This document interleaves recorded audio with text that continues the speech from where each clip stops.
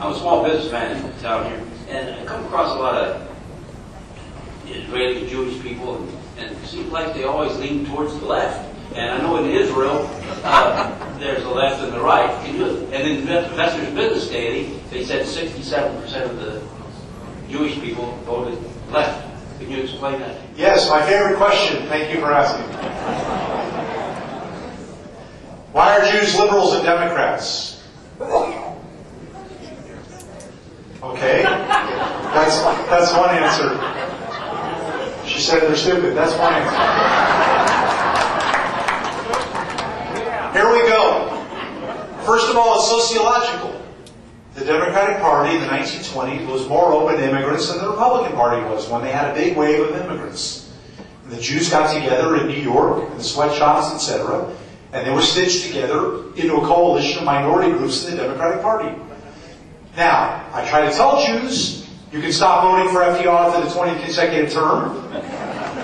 He's not on the ballot anymore. But they're still voting the way Grandma and Grandpa did, Bubba and Zeta.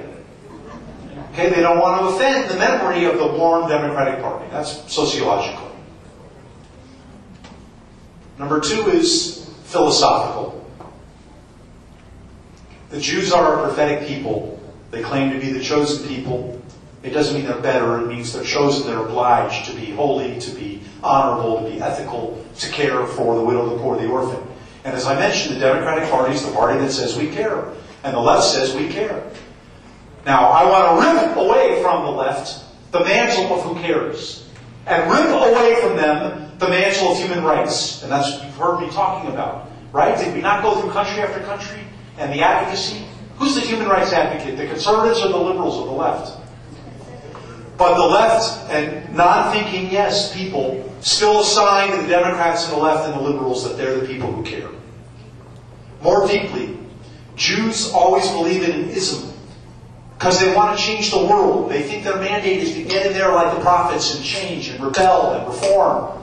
I guess they are a small, unbeaten, and alienated people. So they have a mission to muck it up and to throw truth against the powerful, right? Speak truth to power. So they were involved in environmentalism and socialism and leftism and feminism and communism and all the isms. And so the left produces isms. The right produces goods and services. And then there's one more piece to the puzzle. And this is the one I've actually done the most time thinking about. And I honorably respect and quote and give credit to my mentors, Dennis Prager and Michael Medved, and the others who are so close to the Jewish-Christian alliance which we've stitched together. The battle's no longer between Jews and Christians. It's between conservative Jews and liberal Jews, conservative Christians and liberal Christians. I know what's going on in Christian life, right? And some of these churches, right? Protestant denominations and PCUSA, the people who bang against Israel, boycott, sanction, divestment. By the way, they did poll after poll after poll. Conservatives and Republicans, 90% plus, support the tiny state of Israel against an attack from Hezbollah or Hamas or against this Gaza flotilla. Right? The Israelis boarded that ship with paintball guns. Unbelievable. They called the first 5 boats and they said, we're boarding. And they said, okay. Then the 6th boat was all set up. It was entrapment. And they were attacked. That's why the people were killed. By the way, the Turks would never have pulled this under George Bush or Ronald Reagan. Only because Obama's there did they send out that flotilla. Democrats under 50% now, and liberals in the left, support of Israel, our tiny ally, against the Arabs, or vis-a-vis the Israelis in the Israeli-Palestinian conflict. Here's the point. 1,000 years ago, 1,500 years ago, even, yes, 2,000 years ago, some in the church proved and witnessed the truth of the Messiah, of Jesus, by the suffering of those who did not accept Him as the Messiah. Some in the church were very rough on tiny Jewish communities. Unfortunately, that happened. It didn't happen in the United States. I noticed Christians built the nicest country in the world for Jews and everybody else. Right? Did Jews not do well and succeed in the United States of America? But unfortunately, many Jews, including American Jews, and basically Jewry is only 13 million in the world out of 6 billion people. Unbelievable small number. 13 million. There's 1.3 billion Muslims. There's 13 million Jews. Is that unbelievable? Many Jews blame the church to this day, even including the American church. And they're angry at the cross. It's unfair. Fine, you want to be mad at what happened in pogroms?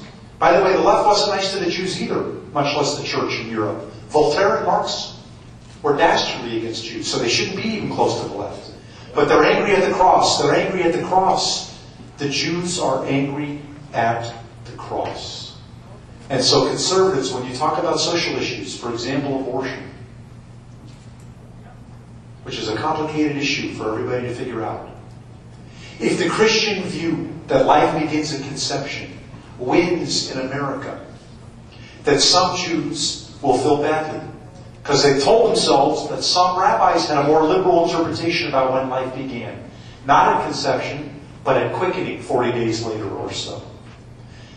I think life begins at first date, but what do I know? And so there's tremendous fear by Jews as a small minority. They stitch themselves together with other minorities. Clearly the Republican Party is better for Israel. Clearly it's better for the economy. And Jews voted 80% for Obama. How is it possible? Maybe some pro-Israel Democrats now get it and might devalue their vote for Obama and grit their teeth and vote Republican. But they are more comfortable stitching themselves together in a coalition with minorities, even those who hate them, and saying no to the majority of America, Christian America, which loves them. And I feel the love. I will bless those that bless you and curse those that curse you. Genesis 12:3. So all I can say is thank you, Christians who love America and love Israel. I love you back.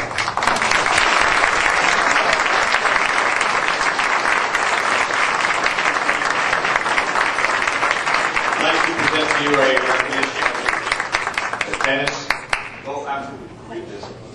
And certificate of appreciation to Larry Greenfield, distinguished guest speaker, and for dedicated service to the principles of American liberty. And thanks so much for coming. And we'll see you next month at this meeting. We're going to have, hopefully, the greatest news when we take back America 4 weeks from tonight.